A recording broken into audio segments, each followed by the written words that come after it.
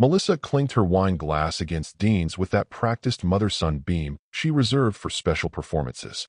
The table laughed, all of them. Her sister, her book club friends, some work acquaintances she insisted were like family. They all giggled like what she'd just said wasn't a slap across my face with the cranberry sauce spoon. To Dean, she repeated, voice loud, cheeks flushed, the ring I bought her catching the candlelight. My pride, my joy, my number one. Dean, grinning like a frat boy who just farted in church and got away with it, raised his glass too. His shirt was wrinkled. His jacket didn't match the pants. I paid for both. He'd be 32 in April. I lifted my own glass, slowly, not smiling, not angry either, just still. Someone, one of Melissa's friends who always smelled like gardenias and white wine spritzers, laughed nervously. And what about Michael? Doesn't he get a toast too? Melissa didn't even blink. He knows he's number two. Always has. She turned to Dean and added with a wink. Some people just understand their place. Another round of chuckles. Some polite, some awkward.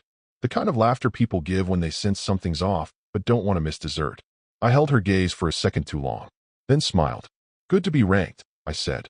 No one noticed my hand tighten around the base of my glass, or how I didn't finish my wine, or how I didn't speak again for the rest of the meal. After the pumpkin pie and the obligatory group photo by the fireplace, after Dean fake hugged me and reeked of cologne masking something stronger, after Melissa pecked my cheek and whispered, "Don't be so sensitive. It was just a joke," I went upstairs, closed the office door, and pulled out the file. It was a blue folder, labeled in sharp black ink, Plan Delta. The name had started as a joke, my little Cold War nickname for divorce, eventually, tactically executed with legal trapdoors activated. I'd started it 4 years ago after Melissa had blown through 10 grand of our joint account to bail Dean out of a Miami bar fight. She hadn't asked, just said, "It was urgent, I'll fix it." She never fixed it. That night, I opened the folder for the first time in 10 months. Inside were passwords, notarized forms, duplicate keys, scanned receipts, signed post-nuptial documents Melissa had forgotten she signed in exchange for a trip to Tuscany. She didn't read the fine print. I had it reviewed 3 times. I added a new sheet, Asset Isolation Draft 11.23. I signed the bottom, dated it, filed it. Then I picked up the framed photo from my desk, the one Melissa never liked. The one of me and my late brother, Tom, on his ranch in Montana, smiling after rebuilding the barn. Real smiles. No rankings. Just effort and mutual respect. Tom always told me, the loudest people in the room are always the emptiest. Let him shout. Let him toast. Just make sure when the music cuts, you're holding the deed. I set the photo down and shut off the light. Downstairs, I could hear Dean's voice through the vents, loud and entitled, bragging about finally launching his crypto business. Melissa giggled. "You're brilliant, baby. People just don't get it." I pulled the vent shut. The next morning, she was all soft smiles and sleepy kisses. "You were so quiet last night." "Was I?" I said, making eggs. She sipped her coffee. "Don't be weird. You know how I talk about Dean. He's my baby." "Of course," I replied, flipping an egg. "You made that clear." I left the folder on my desk when I went to work. Unlocked. Open. Centered under the lamp. Not for her to see. It wasn't for that. It was for me. A quiet, constant reminder. 12 years of marriage, and I'd always known I was a supporting actor in someone else's show. But now I had a script of my own. Let them toast to Dean. I'd already started building the exit plan. Not out of bitterness. Out of precision. Out of calculation. And because Melissa had finally made it official, right there in front of everyone, with a glass of Chardonnay and a smirk, that I wasn't family. I was furniture. Functional. Replaceable. Silent. The mistake she made, the one people like her always make, is thinking silence means surrender. It doesn't. It means I've stopped talking and started watching. The following Monday, while Melissa was at brunch with her yoga friends, probably complaining that the organic oat milk at Sprouts had gone up again, I drove to the credit union with my documents neatly stacked in a folder marked Routine Review. That's how you do these things. Quietly. With the word routine doing all the heavy lifting. The receptionist offered me coffee. I declined. I wasn't here to sip anything. The account manager, a guy named Ray who used to call me Mike, like we were old fishing buddies, met me with a grin that faded once he saw my paperwork. "I'd like to restructure our retirement assets," I said, placing the folder on his desk. "Just aligning contributions with ownership." Ray's fingers hovered over his keyboard. Sure. You and Melissa have the joint fund, right?" "We do." Technically. I leaned forward, calm but firm. But the contributions over the past 12 years are entirely mine. Every cent, minus the $2,500 she added once because she thought it gave her a tax advantage. Which it didn't. Ray tried a polite chuckle. I didn't return it. I'm not removing anything, I clarified. Just moving what's proportionally mine, based on documented deposits, into a protected annuity. It'll remain a retirement asset, just not a shared one. He blinked. You sure you want to do this without discussing it? She's made her priorities very clear, Ray. I'm just following suit. I slid a document across the table, already notarized. Transfer authorization. It's all above board. The keyboard clicks got faster. He tapped through account screens, eyes flicking between my spreadsheet and the official balances. You want the annuity in your name only? He asked, pausing. I do. Standard beneficiary clause. No joint access. I'll handle the taxes. Ray exhaled, clearly uneasy. Just saying, most people wouldn't do this without telling their spouse. I smiled, the same way you smile at a waiter who keeps recommending wine you're allergic to. I'm just aligning the math, I said, with the priorities. He didn't ask what I meant. He didn't need to. When I walked out an hour later, the bulk of our so-called shared retirement nest egg, $482, $900 to be exact, was sitting safely in a protected annuity under my sole control. Still invested. Still growing. Still earmarked for retirement. Just not hers. I left her portion untouched. I wasn't vindictive. Let her keep her $2,500. Let her feel secure. She didn't check the statements anyway. Melissa believed in the illusion of control, not the mechanics. She liked passwords she couldn't remember and joint accounts she never contributed to. She liked the optics of partnership, not the math. Later that night, she mentioned something over dinner about taking Dean on a healing retreat in Sedona. It would be good for his chakras, she said, as if she knew what a chakra actually was. I said nothing.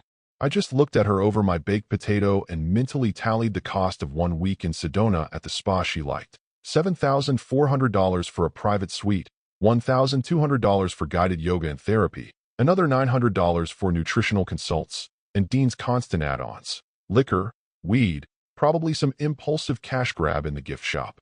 She wasn't going to ask me to fund it. That would come later. She'd plant the seed now and expect the check when the moon was full or whatever the hell Sedona people believe in. I scraped the last of the sour cream off my plate. She reached for her wine. You've been quiet lately. Have I? You're not mad about the toast, are you? She asked, grinning. It was just a joke. People laughed. They did, I said. People love jokes. Especially when they're not the punchline. She frowned for a second, then smiled like I'd just complimented her dress. You're not jealous of Dean, are you? That was her favorite card. Accuse me of jealousy to distract from the reality that I wasn't in her top 3 priorities. Maybe not even top 5. First Dean, then her therapist, then her wine club, maybe the dog next. Of course not, I said, standing up. He's your number 1. I know my rank. She laughed and poured more wine. That night, I didn't touch Plan Delta. Didn't need to. The money was already moved. The trigger had already been pulled. And when she checked the joint statement at the end of the month, which she wouldn't, because she never had, she'd still see a balance that looked normal. She wouldn't know that the walls around her financial safety had shifted, silently, by a single signature on a Monday morning. It wasn't revenge. It was rebalancing. Correction. It was math. Because if I was number 2, then I sure as hell wasn't going to fund number 1. Dean showed up on a Thursday afternoon smelling like Axe body spray and desperation. I heard his car before I saw it. Some souped-up rental with neon underglow and Florida plates, like he thought he was auditioning for a reboot of Fast and Furious, Bankruptcy Edition. Tires screeched into the driveway like he was making an entrance at Coachella. I glanced up from my spreadsheet and made a note on a post-it. Dean, 2:41 p.m. Unannounced, no text/call. He rang the doorbell, even though he's always had a key.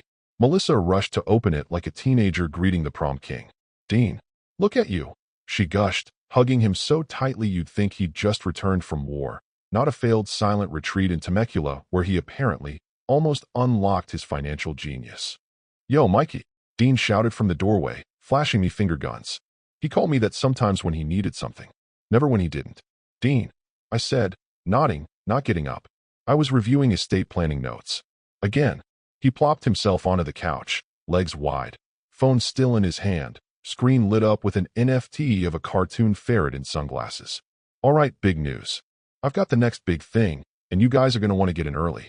real early, before this blows up. Melissa perched on the edge of the couch like he was about to unveil a cure for cancer. Oh, honey, tell us. You've always had such great instincts. I bit the inside of my cheek. Dean launched into it like a TED Talk on Adderall. Okay, so here's the play. We import luxury timepieces from this boutique supplier in Budapest. Trust me, they're handmade by monks or something, and we tokenize each one on the blockchain.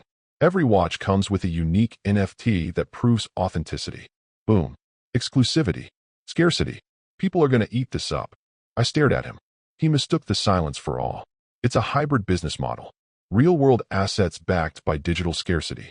Plus, the markup is insane. We're talking 400% returns minimum. All I need is, like, 35 grand to kick it off. You in? Melissa looked at me like she'd just witnessed the second coming. He's brilliant, isn't he? Visionary, I said flatly.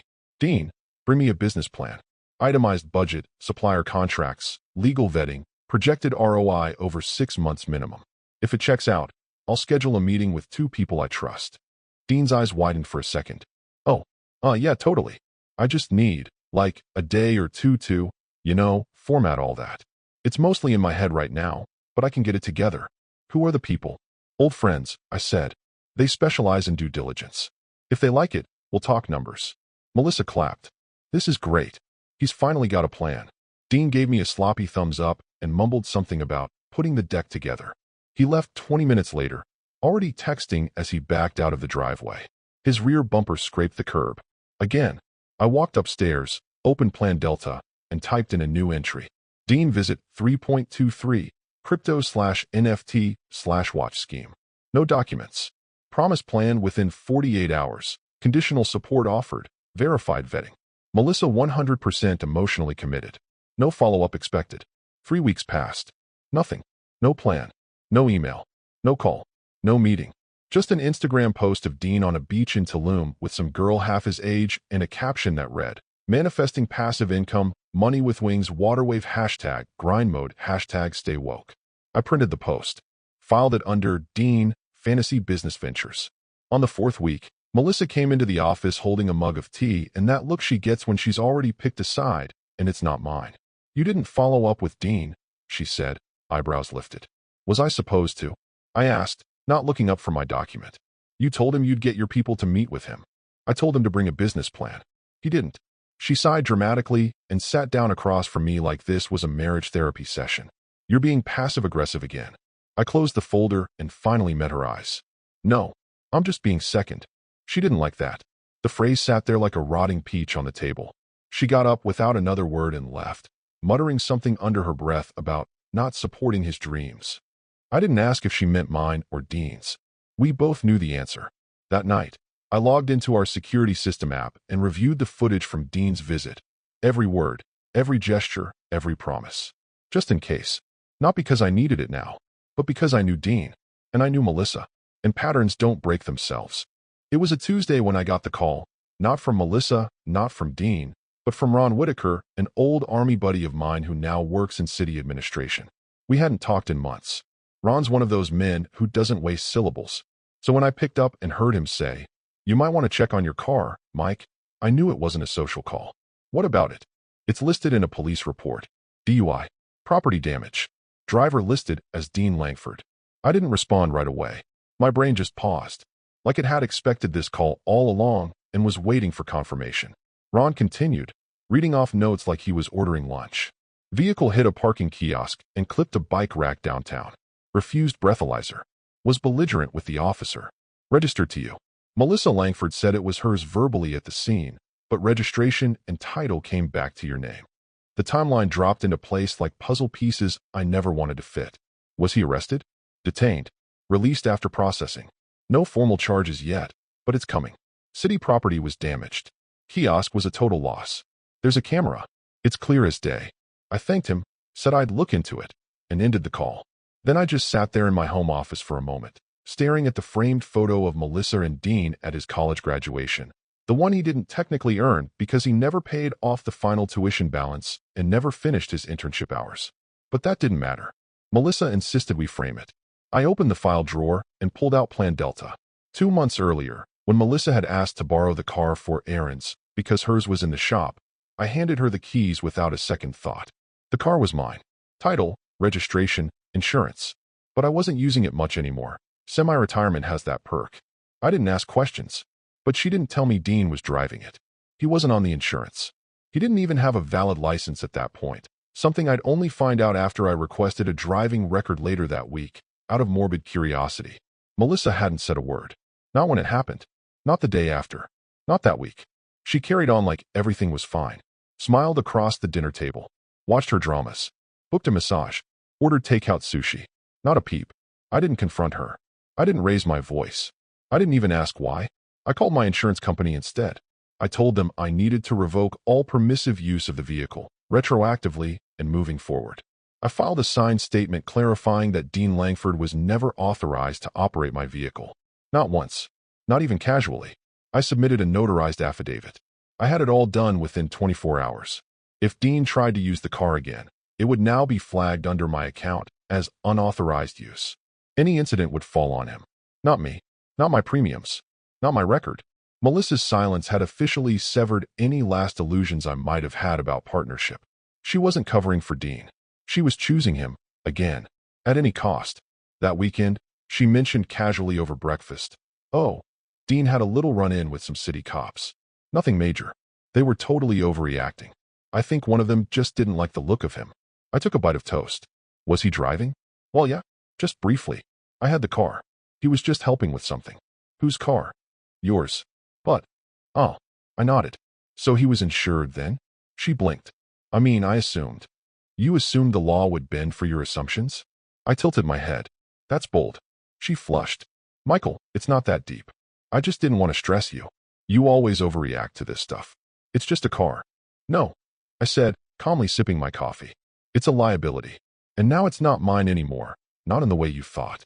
Her face stiffened. What does that mean? I smiled without warmth. It means I called the insurance. Adjusted the permissions. Next time Dean drives my car, he'll be committing a crime. Not borrowing a favor. Her mouth opened. Closed. Opened again. You didn't have to do that. But I did, I said, pushing back from the table. Because I don't like surprises. Especially when they show up in police reports under my name. She followed me to the hallway. You're being ridiculous. No, I said, grabbing my coat. I'm being second. And I left. That night, I checked the footage from our front door camera. I hadn't remembered Dean taking the car, but sure enough, there he was, 2:13 p.m. on a Saturday, swaggering out like he owned it, keys dangling in his hand, wearing Melissa's sunglasses and sipping something from a stainless steel tumbler.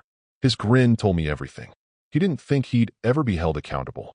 And until now, he was right. It was 10:42 in the morning when the first missed call came in. Then another. Then a third, for minutes later. Melissa never triple-called. She preferred dramatic silence or emotional monologues, never desperation. But something had shifted.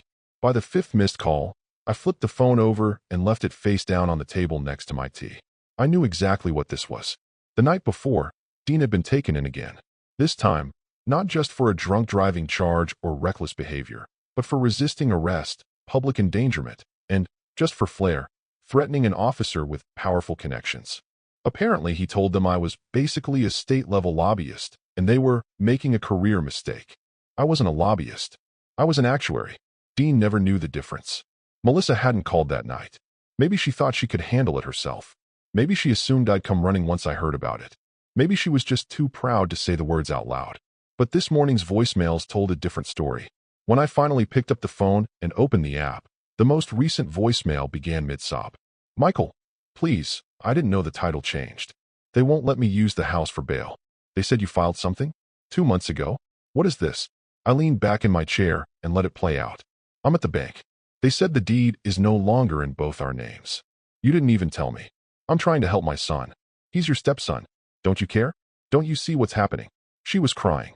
Not the manipulative sniffles she used when she wanted me to fix a mistake, but the real, raw kind that comes from realizing the net under your trapeze was never actually there. I didn't reply. I opened my files, found the audio I'd saved 4 months ago, and hit play. It was a clip from her birthday brunch with her 2 closest friends, Bethany and that woman with the fake French accent, Claudine. They'd all had too many mimosas and too few boundaries. Melissa was riding the high of being adored. Michael's sweet, Claudine said in the recording. Stable. He's a placeholder. Melissa had laughed. Dean is my everything. Michael's just the guy who keeps the lights on. They all laughed. I didn't. I'd saved the clip for reasons I couldn't articulate at the time. It wasn't anger. It was something colder. Like when you see a hairline crack in your windshield and know it's just a matter of time. Now, sitting in my study, that crack had spiderwebbed through the entire foundation. The house she was trying to use for bail. It was technically mine now. I'd changed the deed 2 months ago, quietly, legally, and with full transparency through the trust I'd set up before we were even married. The joint title was a courtesy, one I'd revoked after the car incident and the months of watching her prioritize chaos over consequence. She didn't notice the change because she never checked documents, never read past the headline. She was the kind of person who skimmed emails and clicked, "I agree," before reading terms. And I'd always been the man in the background who made sure the roof stayed on while the storm raged. But this time, I'd removed the umbrella. Not out of spite, out of clarity. I scrolled to her second voicemail. "Michael, please.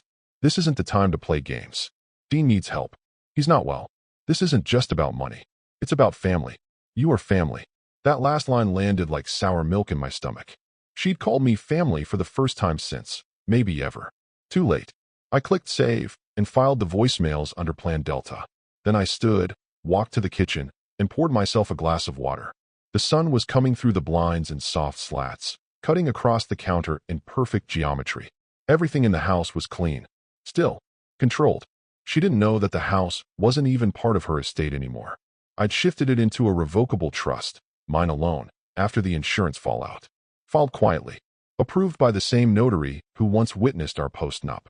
Melissa had signed away her rights years ago without even blinking. She thought it was some refinancing paperwork. I'd handed her a fountain pen. She never asked a single question. And now, when she needed leverage, all her handles were missing. The next call came in. I didn't answer. Instead, I turned my phone back over, returned to my desk, and resumed writing a condolence letter to a friend who'd lost his wife. Someone who actually knew what loyalty looked like. I didn't have time for women who toasted their sons and buried their marriages in mimosa foam. Dean had been her everything. Now she could fund his bail with the love and loyalty she'd invested so heavily in. I hoped that was enough. The steakhouse was one of those old, wood-paneled places with leather booths, low lighting, and a maitre d' who wore real cufflinks. No branding. No Instagram page. Just legacy and silence. The kind of place that didn't do birthday balloons or sing. They just brought you the bottle you asked for and left you alone. Exactly what I wanted. My 65th was never meant to be a spectacle. No Facebook posts. No party hats. Just 6 people who mattered. All quiet. All loyal. All earned.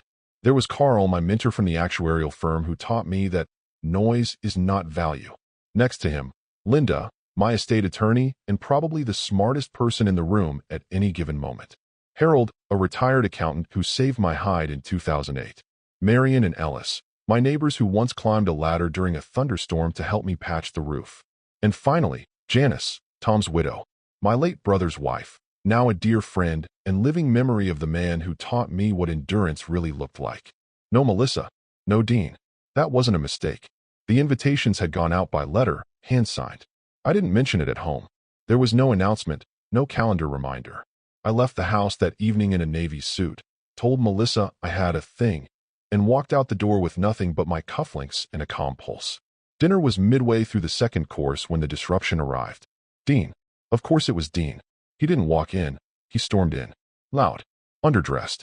Breath tinged with whatever he called cologne these days, and possibly vodka.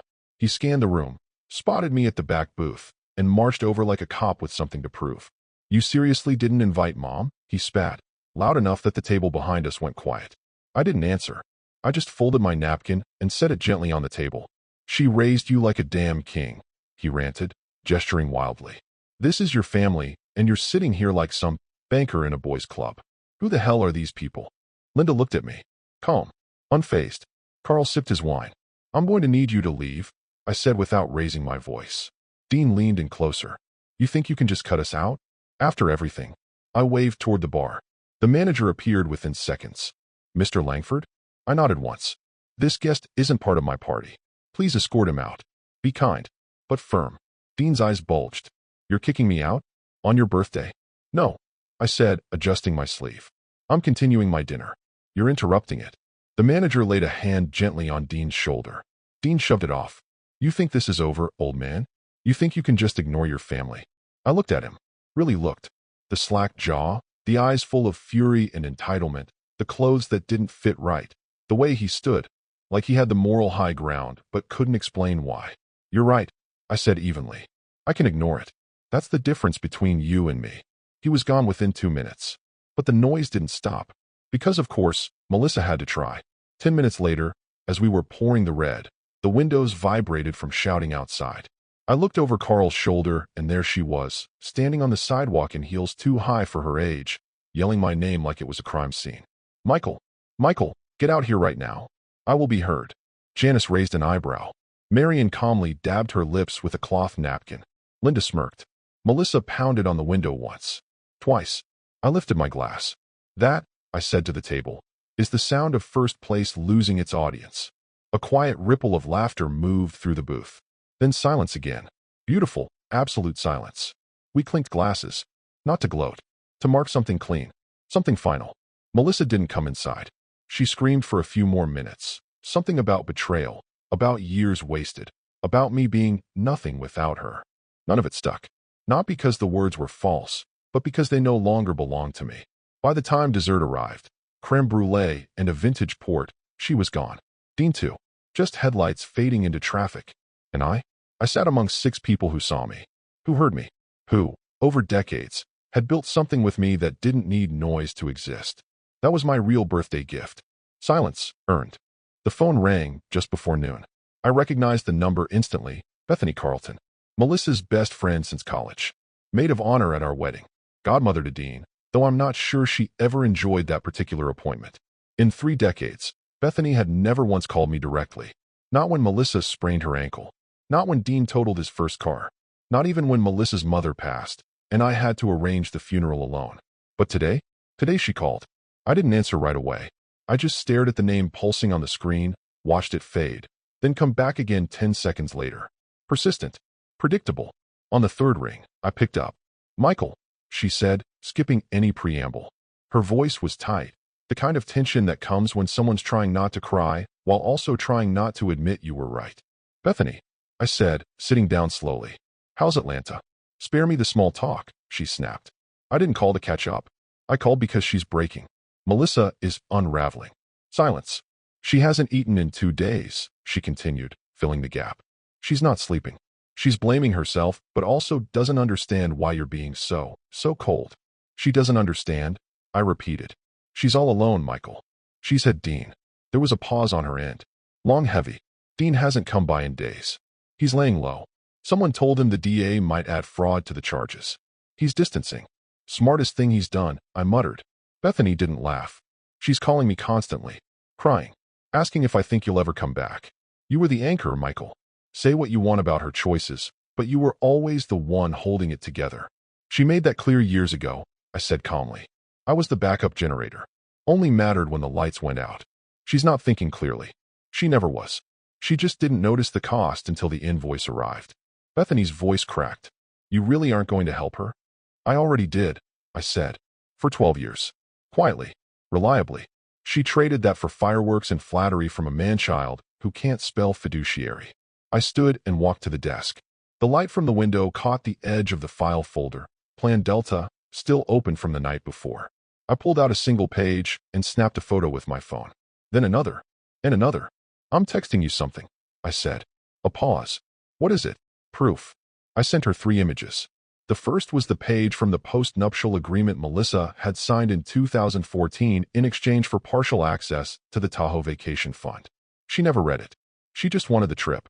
The second, the clause I'd inserted, reviewed by 3 attorneys, specifying that any use of joint collateral to satisfy third-party debt, excluding spousal obligations, would trigger automatic asset protections and title reversion under our existing marital trust.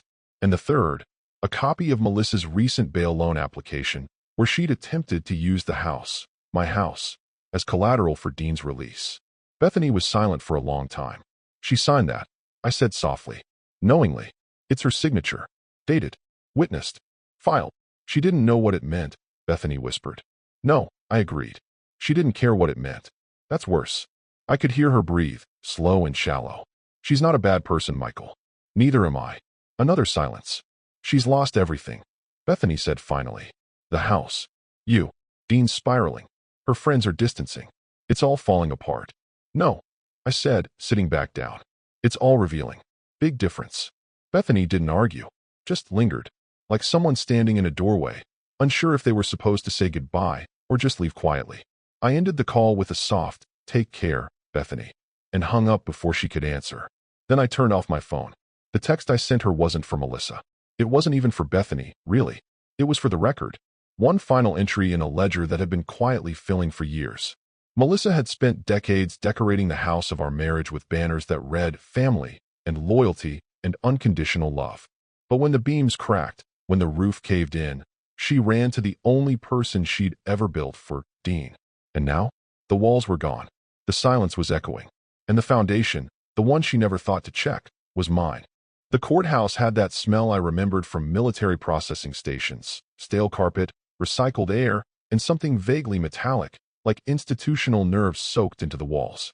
It was just after 8 p.m. when I arrived, not because I was required to, but because I wanted to see it through. I'd watched Dean create messes for over a decade, ducking responsibility like it was a low ceiling, always certain someone else would pay the toll. Usually, that someone was me. Not tonight. Courtroom 3C was cold and unceremonious. Fluorescent lights buzzed overhead as the bailiff called the docket. A few rows of wooden benches held the usual suspects, exhausted defense attorneys, bleary-eyed public defenders, and relatives clinging to hope like damp laundry in the rain. Melissa was seated on the far side, dressed in black like she was attending a funeral. Maybe she thought it was symbolic. Maybe she thought it would make her look more sympathetic. Her attorney, some gray-haired man with the jawline of a fallen politician, stood beside her, flipping through papers with false confidence. Dean was led in wearing a county jumpsuit the color of cafeteria mustard. His hair was slicked back, probably with spit, and his posture still screamed arrogance, though the bags under his eyes suggested that reality had finally tapped him on the shoulder. When he saw me seated calmly near the back, his smirk faltered. Melissa turned in her seat and locked eyes with me. Her expression flickered between rage, desperation, and something else. Hope. Maybe. A hope that I'd come to save the day like I always had. The judge entered and got straight to business. Docket 29173. Dean Langford. Multiple charges: DUI, resisting arrest, destruction of city property, obstruction, and failure to appear on prior summons. Dean shifted on his feet. Melissa leaned forward. Her attorney cleared his throat. Your Honor, my client's mother is prepared to secure bail with the backing of Mr. Michael Langford, the defendant's stepfather, who has historically provided financial support and has ample assets to guarantee compliance. He said it like a closing argument, with a salesman's smile. The judge looked down at the paperwork, waiting for the clerk to pass over the supplemental file. It was already there, dated 31 days ago. Signed, notarized, sealed. A legal revocation of any and all financial, custodial, or fiduciary responsibility for Dean Langford, effective immediately upon filing. Filed under Plan Delta's Section 6. It had taken me 3 meetings, 1 ethics review, and an airtight memo of intent. But it was there, in front of the judge. He adjusted his glasses. Mr. Langford has submitted documentation revoking any legal or financial responsibility for the defendant. The revocation predates today's hearing. It is compliant with all statutes. Melissa's head turned so fast I thought I heard a vertebra snap. Her face drained to the color of ash. Dean, for once, said nothing. His mouth opened, then closed. His eyebrows furrowed like he was trying to process a language he never learned. The judge glanced at the defense. Alternate financial guarantor? Melissa's attorney floundered. No, Your Honor. Not at this time. Then he stays in custody. Gavel down. Motion denied. Court dismissed. Melissa made a noise, something between a gasp and a sob, and reached toward Dean. It's okay, baby, we'll fix this. But Dean was already being escorted away, his hands behind his back, wrists clamped in steel. He didn't look at her. He looked at me. If looks could kill, I'd be buried with full honors. I stood and buttoned my coat. Melissa scrambled out of her seat, heels clacking like firecrackers on linoleum. Michael, Michael, she called, chasing after me like she had something to say that would undo all of it. She reached the hallway just as I passed through the double doors. I didn't stop. I didn't speak. I didn't even look back. Because I'd already heard everything she'd ever needed me to hear. The birthday toast, the backhanded comments, the late-night phone calls with her friends, The way she said, "He's not yours," like it was a badge of honor. They'd gambled on me playing the role I was always assigned. The fixer, the fallback, the fool. But the house of cards had finally collapsed, and I wasn't standing under it anymore. Outside, the sky was the color of wet pavement. I walked across the lot alone. No drama, no confrontation, just the sound of my shoes on concrete and the knowledge that, for once, the consequence belonged to the people who earned it.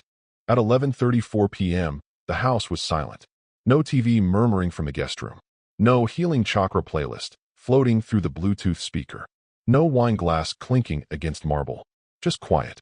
That eerie, vacuum-sealed silence that only arrives when someone realizes, too late, that they are utterly alone. My phone buzzed once, then again. I didn't rush to check it. I was sitting in the den, lights off, staring at an old framed map of the Appalachian Trail I'd always meant to hike with Tom before he died. A whiskey sat untouched beside me, melting slowly in the glass like it was waiting for a better reason to be consumed. Melissa's name glowed on the screen. First a call, then the voicemail notification, then the text bubble. She was persistent in the way people get when they finally sense the ground isn't coming back. I opened the voicemail and listened. She wasn't yelling. Not this time. Her voice was hoarse, smaller than I'd ever heard it. Ragged, like it had been used too often and too carelessly. "Michael, please. Please. I didn't know it would go this far. I didn't think they'd really keep him. I thought you'd step in. Like before. You always come through.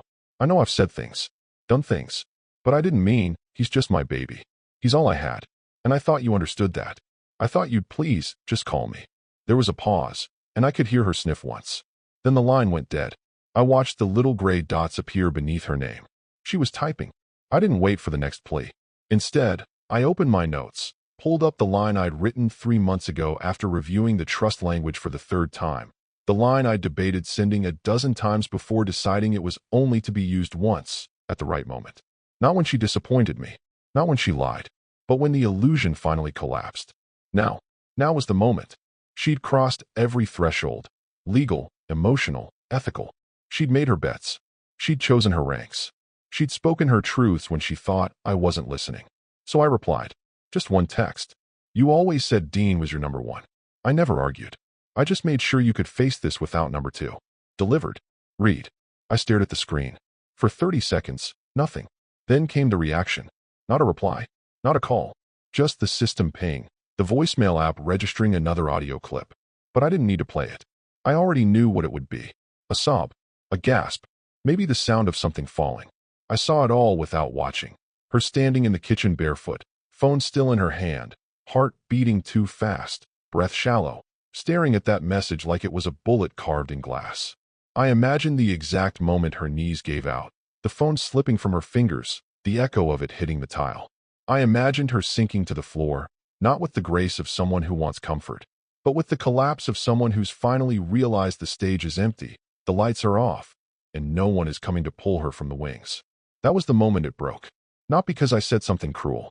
Because I didn't lie. She had spent years ranking us. Not in anger. Not even maliciously. Just habitually. Dean first. Michael second. Always. I never objected. Never raised my voice. Never made it a fight. I simply listened.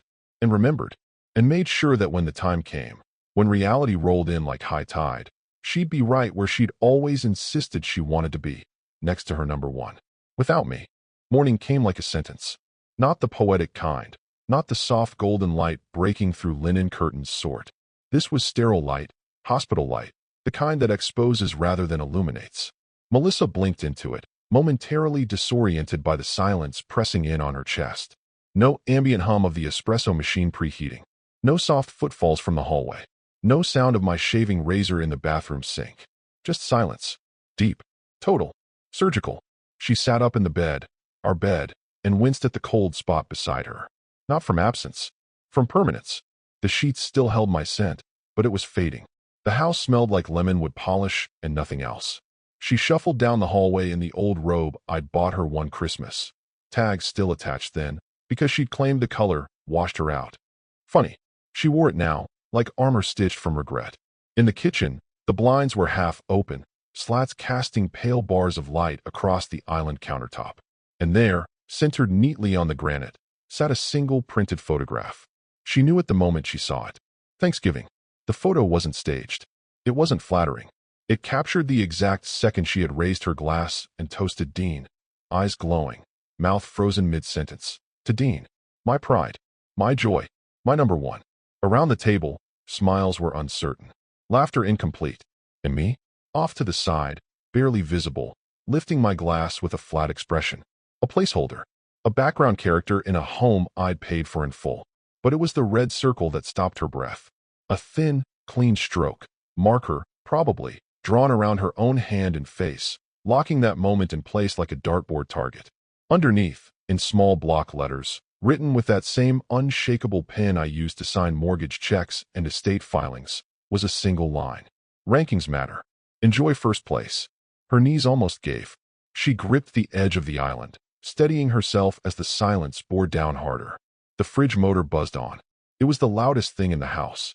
She turned and opened the drawer where we kept the keys. Empty. The car was gone. Not sold. Just gone. It had never been hers, not legally. Titles matter. Ownership matters. I'd taken it without ceremony, without announcement. Just as I'd removed her from the accounts, the trusts, the insurance. She ran to the study. The filing cabinet was locked. The laptop password had changed.